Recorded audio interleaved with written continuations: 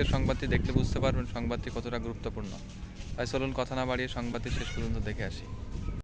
চলুন আজকে আমরা দেখে আসি সরিষা গাছ সম্পর্কে এবং সরিষা গাছ সম্পর্কে আমরা জেনে আসি। আমার ক্যামেরার স্ক্রিনে যে গাছটি দেখতে পাচ্ছেন এটা সরিষা গাছ, এবং গ্রামে যারা থাকে তারা এই গাছ সম্পর্কে আসলে অনেক অবগত আছেন সরিষা সম্পর্কে, এবং শহর অঞ্চলে মানুষ এই গাছ সম্পর্কে খুবই কম জানে, জাস্ট ছবিতে এবং ভিডিওতে মোটামুটি দেখে। এই গাছটা প্রথম অবস্থায় অনেক ছোট থাকে এবং আস্তে আস্তে গাছটি বড় হয়। যে সরিষার ফুলটি দেখছেন এই ফুলটিতে অনেক ঘ্রাণ, অনেক দূর দূরান্ত থেকে আসলে বোঝা যায় যে এখানে আসলে সরিষা একটি বাগান আছে।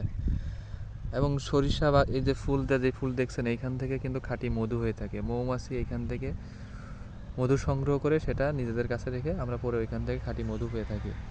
এবং আমরা যে সরিষার তেল ব্যবহার করি সেটাও কিন্তু আসলে এই গাছ থেকে হয়ে থাকে। আপনার কাছ থেকে দেখলে বুঝতে পারবেন এখানে যে ছোট ছোট ফল দেখা যাচ্ছে আর আসলে এটাই কিন্তু সরিষা।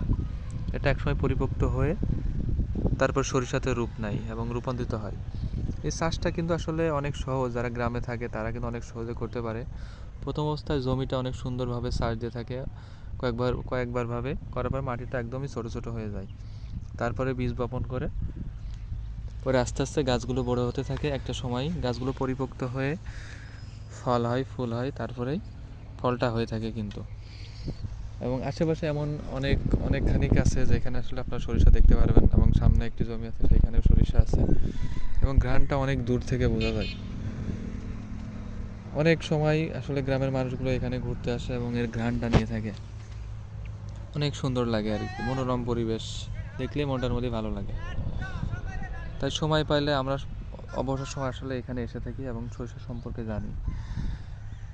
প্রকৃতির মাঝে আসলে মাঝে মাঝে মনে চায় নিজেকে আসলে বিলিয়ে দিই। প্রকৃতি আসলে কখনো কারো খারাপের দিকে যায় না, সবসময় সুন্দর দিকে থাকে। তাই সবাইকে বলবো প্রকৃতিকে ভালোবাসুন, নিজের জীবনকে সুন্দর করুন।